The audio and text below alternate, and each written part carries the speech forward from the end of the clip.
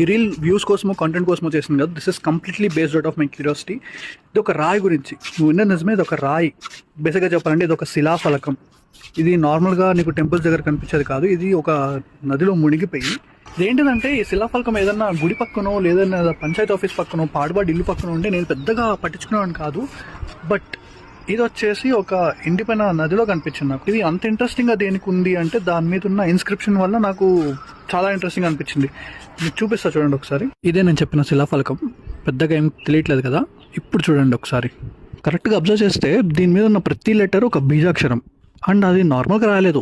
ఒక్కొక్కటి ఒక్కొక్క లైన్ ఒక్కొక్క స్పెసిఫిక్ ప్యాటర్న్లో రాశారు. ఫస్ట్ లైన్ మనలానే నార్మల్గా రాశారు.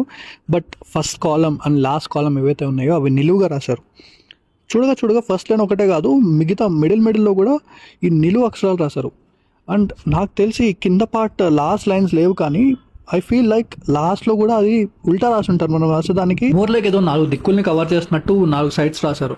అన్ని కలిపి చదివితే ఒక మంత్రం లాగా ఫామ్ అవుతుంది, కానీ ఈ మంత్రం దేనికో మాత్రం తెలియదు. ఇలా ఒక స్పెసిఫిక్ ప్యాటర్న్లో రాయడానికి రీజన్ ఏముంది? అసలు దీన్ని ఇరక్కొట్టి నదిలో పడేయాల్సిన అవసరం ఏముంది? అసలు దీన్ని ఎందుకు చేశారు? ఇలా చాలా క్వశ్చన్స్ ఉన్నాయి. మీలో ఎవరికన్నా దీని గురించి తెలుసుంటే కనుక please do text me or comment చేయండి.